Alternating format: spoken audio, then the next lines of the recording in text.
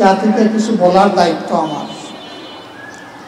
আমার দায়িত্ব অন্য কেউ পালন করার আর সুযোগ নেই, কারণ সকল বক্তা তাদের কথাগুলো ইতিমধ্যে শেষ করেছেন। আমার অবলা কথাগুলো বলবে কে? আমি আল্লাহ তাআলার দরবারে তৌফিক কামনা করছিলাম, রব্বুল আলামিন অন্তত যে কথাগুলা দেশ এবং জাতির কল্যাণে প্রয়োজন সেই কথাগুলা পর্যন্ত আমাকে হায়াত দাও এবং কথা বলার সুযোগ তৈরি করে দাও। আল্লাহ তাআলা সেই সুযোগটা দিয়েছেন। আমি কি বলার চেষ্টা করেছি, কি বলতে পেরেছি তার সাক্ষী আপনারা। কিন্তু পরবর্তী পর্যায়ে আমার বন্ধুরা বলেছেন 1 ঘন্টার বক্তব্যে যা বলা দরকার ছিল 7 মিনিটে আপনি তার চেয়ে বেশি বলে ফেলেছেন। আমি জানি না কি বলেছি, এর সাক্ষী আপনারা, এর সাক্ষী টিভি স্ক্রিনের সামনে লক্ষ লক্ষ মোবাইল হাতে ইন্টারনেটের সুবাদে যারা এই বক্তব্য দেখছেন তারা সকলেই সাক্ষী। আমি যখন পড়ে যাই তখন অনেকেই টিভি স্ক্রিনের সামনে ছিলেন, আবার অনেকে হয়তো হাতে মোবাইলে অবজার্ভ করছিলেন। এমনি একজন ছিলেন ইউনাইটেড হসপিটালের খ্যাতিমান হৃদরোগ বিশেষজ্ঞ জনাব অধ্যাপক ডাক্তার মুমিনুজ্জামান। তিনি টিভি স্ক্রিনের সামনেই ছিলেন। আমার পড়া দেখে তিনি সাথে সাথে আমাদের পরিচিত একজন লোককে বললেন, আমি নিশ্চিত ওনার এই পড়ে যাওয়ার কারণ ব্রেন নয়। ওটা দরকার নাই, বন্ধ করে দেন, ওটা বন্ধ করে দেন, ওটা চালু থাকলে আমার সমস্যা হবে।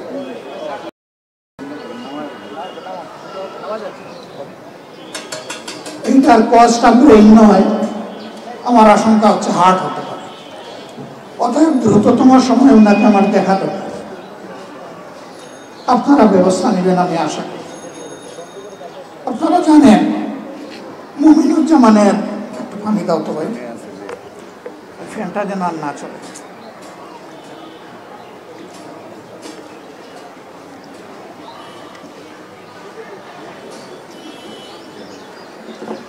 ডাক্তার মুমিনুজ্জামানের একটা সিরিয়াল পেতে কয়েকদিনের জন্য অপেক্ষা করতে হয়, কিন্তু সেই লোক তার দরদ, তার ভালোবাসা, তার দায়বোধ, তার আন্তরিকতা নিয়ে নিজেই বলেছেন যে দ্রুততম সময় তিনি দেখতে চান।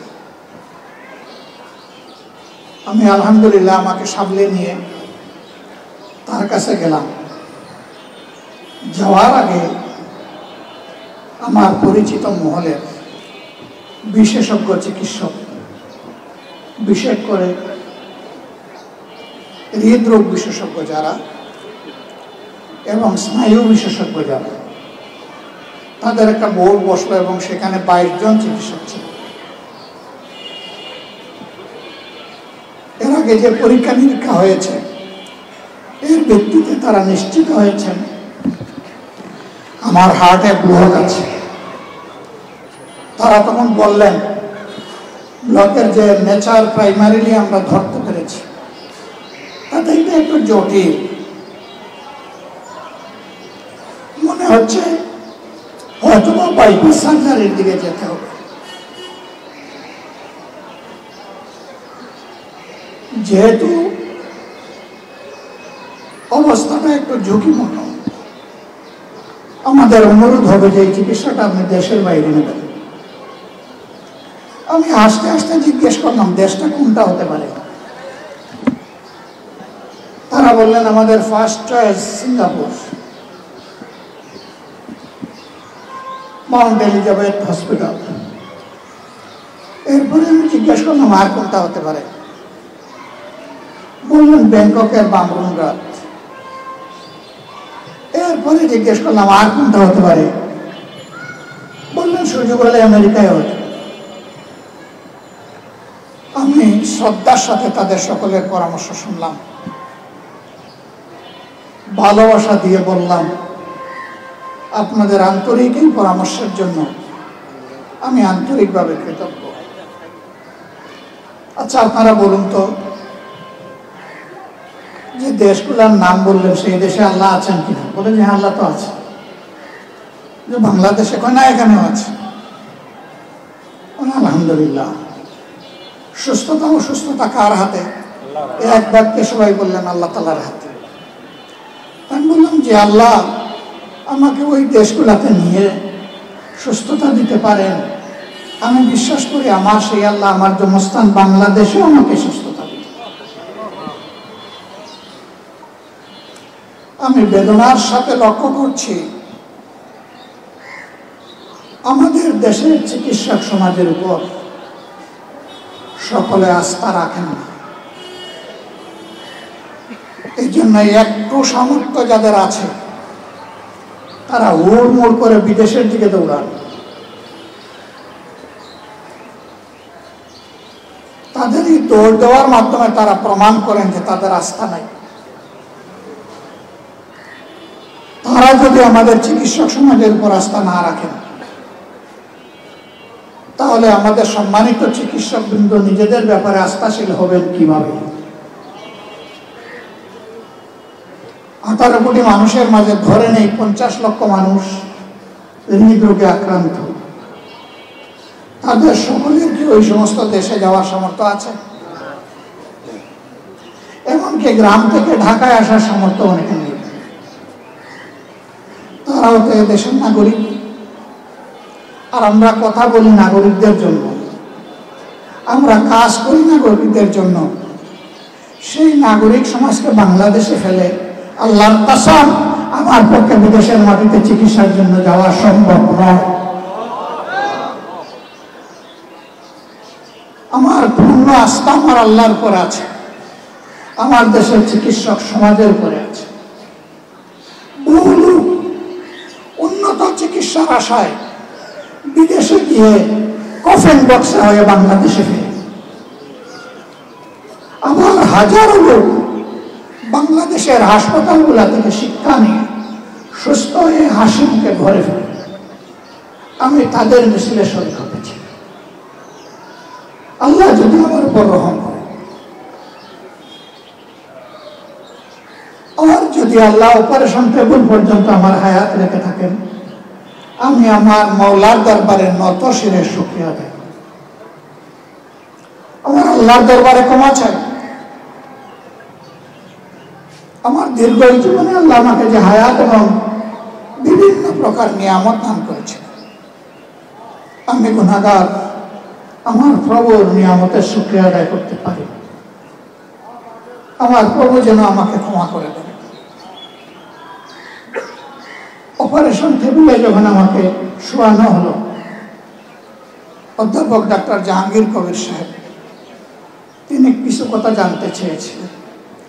আগে পরে মিলে আমি কয়েকটি কথা বলার চেষ্টা করেছি।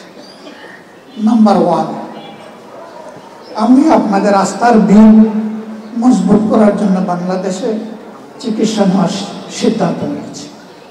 তবে আমি এটা বিশ্বাস করি না আপনাদের কারো হাতে আমার সুস্থতা। আমি বিশ্বাস করি আমার সুস্থতা মাবুদের হাতে।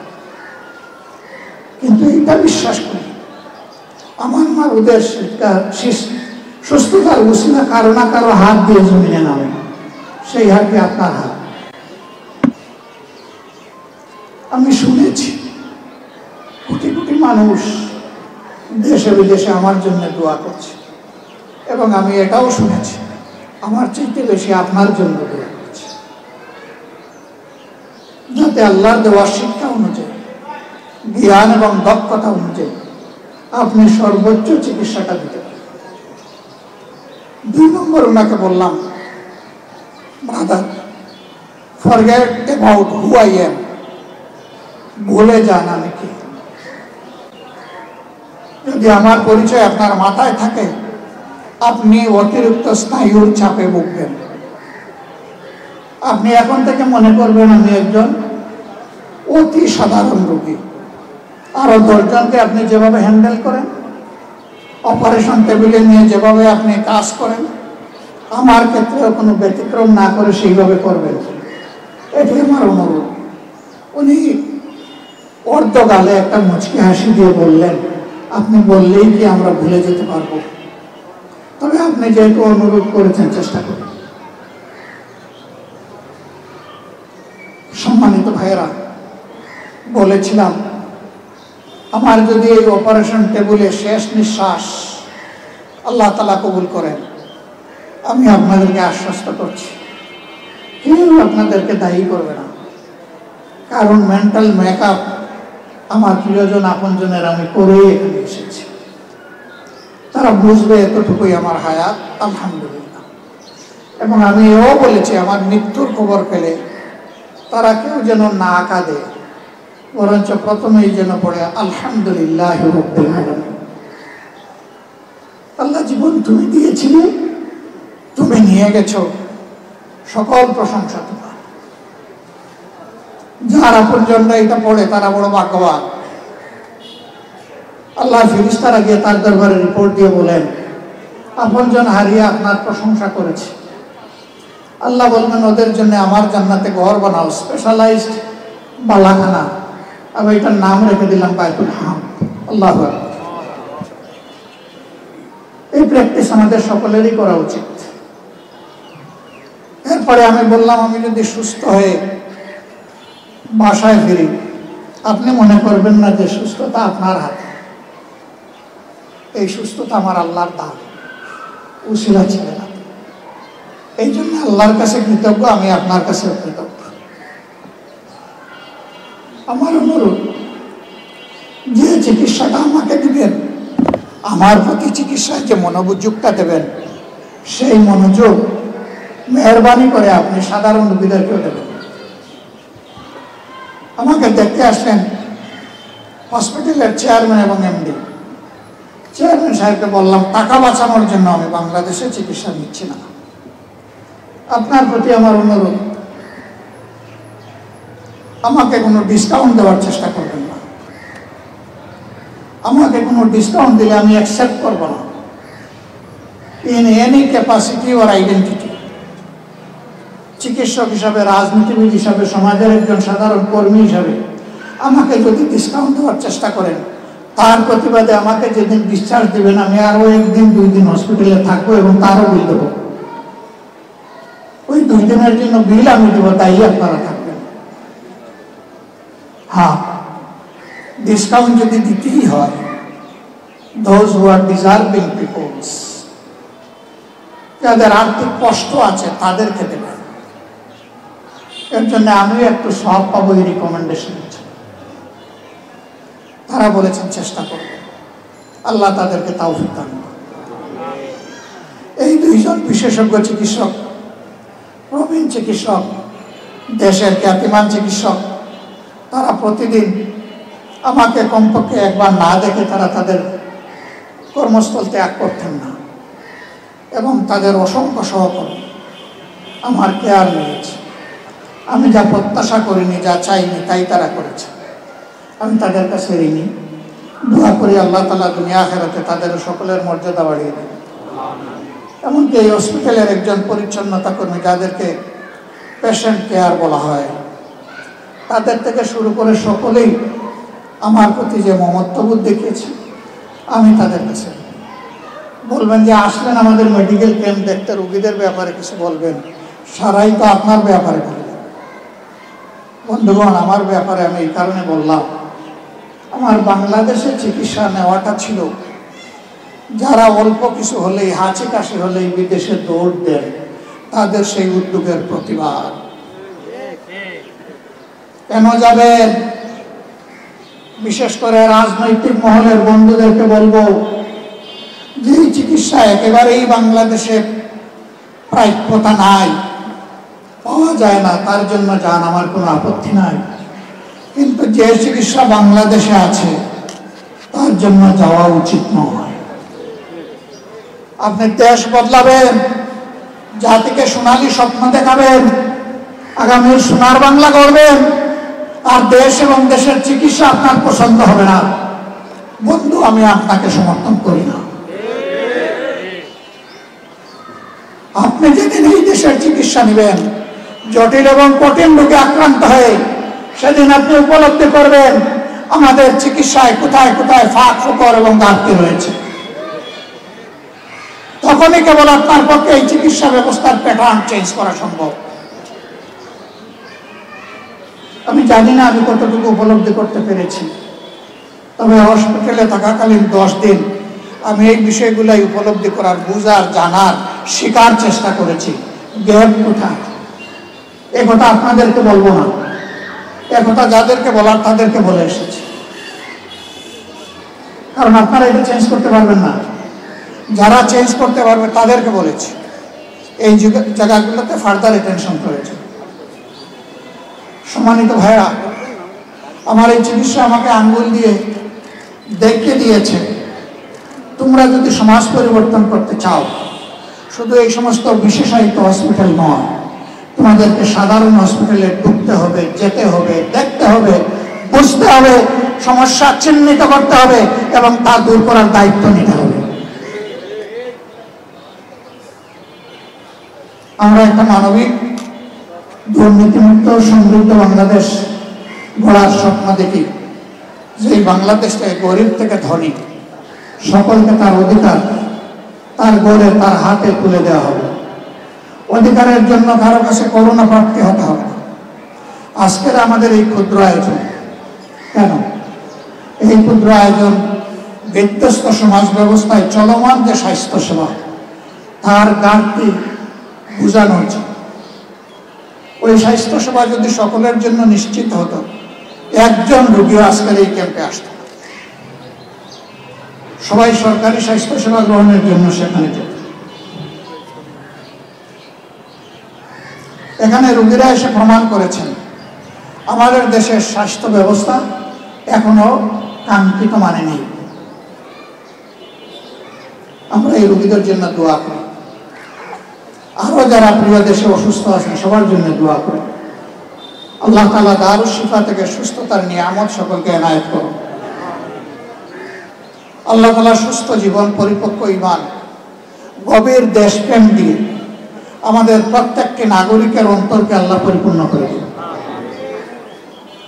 আমরা আপনাদেরকে কথা দিচ্ছি, এই সমাজ বদলানোর দায়িত্ব আপনারা যদি আমাদের হাতে তুলে দেন, দেশবাসী যদি আল্লাহর মেহেরবানিতে তুলে দেন, আমরা খেটে খুঁটে চেষ্টা করব সমাজের এই ঘাটতিগুলো পূরণ করা।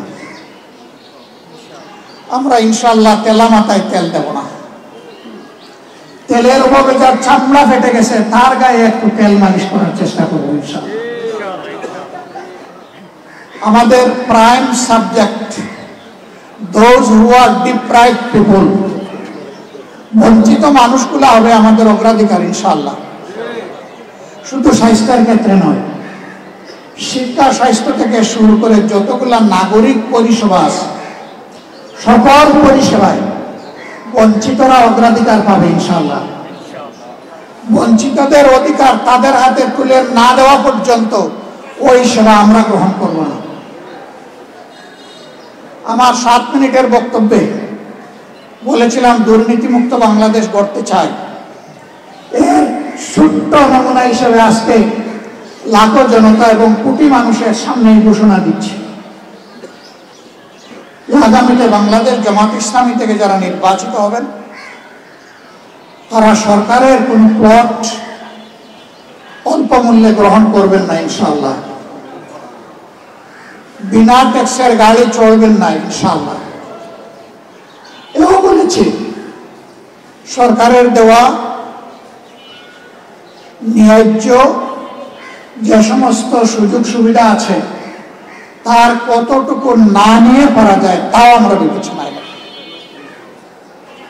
একদিকে আমরা বলবো জনসভাকে ইবাদত মনে করি, আরেকদিকে জনসভাকে খেত মারার হাতিয়ারে পরিণত করব। জামাত ইসলাম এটা করবে। বলবেন তার কি কোনো প্রমাণ আপনারা রাখতে পেরেছেন? একটুই চেষ্টা করেছি।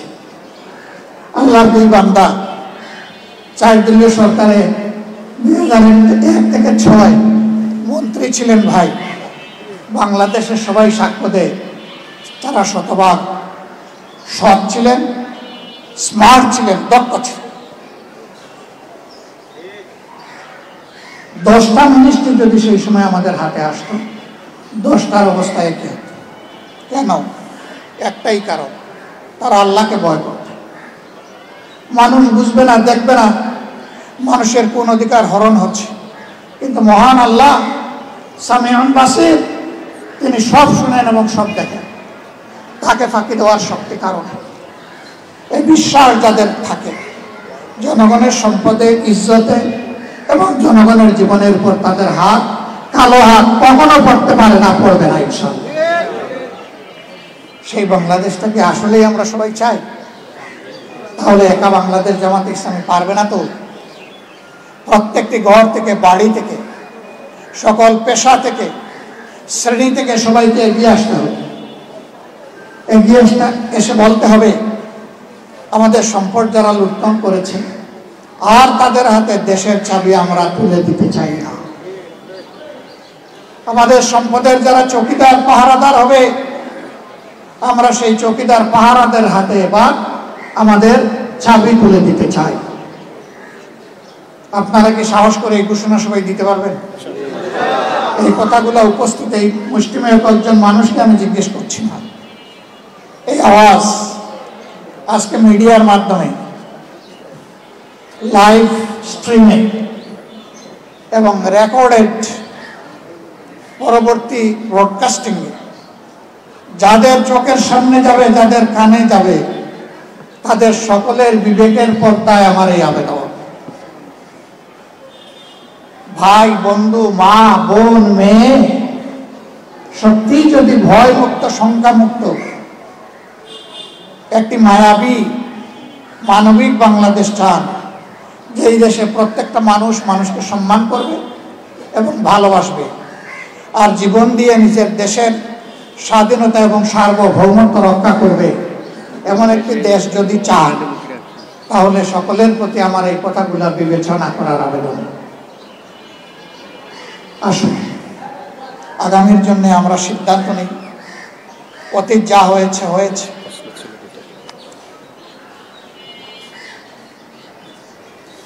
অতীত যা হয়েছে হয়েছে, কিন্তু ভবিষ্যতে আমরা জেনে বুঝে নিজেদের কপাল এবং কিসমতের সিদ্ধান্ত নেব ইনশাআল্লাহ। আমি দুনিয়া ঘুরে যতটুকু বুঝতে পেরেছি,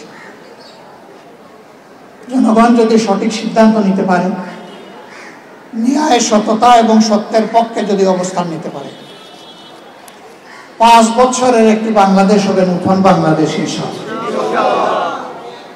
Within 5 years, so many design of the society will be changed. এবং সেটা আল্লাহ তাআলার রহমতের ফসলে। আসুন সেই পথেই হাঁটি। আল্লাহ রাব্বুল আলামিন আমাদের দেশের উপর রহম করুন। নিরাপত্তার চাদরে দেশটাকে আল্লাহ তাআলা ঢেকে দিন। বাংলাদেশের আকাশে স্বচক্ষে আমরা কিছু মেঘের ছায়া দেখতে পাচ্ছি, তার পাশাপাশি আমরা কিছু কালো ছায়াও অন্তর দিয়ে দেখি। আল্লাহ তাআলা সকল আতঙ্ক ও আশঙ্কা, কালো ছায়াকে দূর করে দিয়ে বাংলাদেশকে একটি শঙ্কামুক্ত, একটি মানবিক, একটি উজ্জ্বল বাংলাদেশ হিসাবে পাওয়ার সুযোগ আল্লাহ তাআলা আমাদেরকে দান করুন। আমরা কথা দিচ্ছি, আল্লাহ যতদিন হায়াত দেবেন এবং এই কাজের তৌফিক দিবেন, আমরা ইনশাআল্লাহ আপনাদের আমানতের খেয়ানত করব না। আপনারা দোয়া করবেন এই ওয়াদা যেন পূরণ করার তৌফিক আল্লাহ আমাদেরকে দান করেন। এই রোদে গরমে কষ্ট করে এসে কথাগুলো শোনার জন্য হৃদয়ের গভীর থেকে আপনাদেরকে আন্তরিক কৃতজ্ঞতা এবং ধন্যবাদ জ্ঞাপন করি। আমাদের এই কথাগুলো প্রিয় দেশবাসীর কাছে পৌঁছে দেওয়ার আন্তরিক অনুরোধ জানিয়ে আমি এখানেই বিদায় নিচ্ছি আজকের মতো। আবারও মাবুদের শুকরিয়া আদায় করছি। 1 মাস 1 সপ্তাহ পর আল্লাহ তাআলা মিডিয়া এবং জনগণের সামনে আমাকে দাঁড়াবার তৌফিক দান করেছেন। সুবহানাকাল্লাহুম্মা ওয়া বিহামদিকা আশহাদু আল্লা ইলাহা ইল্লা আনতা আস্তাগফিরুকা ওয়া আতুবু ইলাইক। আসসালামু আলাইকুম ওয়া রাহমাতুল্লাহি ওয়া বারাকাতুহু। আমি স্ক্রিপ্টটা দেখেছি, এ বিষয়ে এখনই কিছু বলবো না। আমার বন্ধুরা বলেছেন এবং আমি সময় মতো বলবো ইনশাআল্লাহ। আসসালামু আলাইকুম ওয়া রাহমাতুল্লাহ।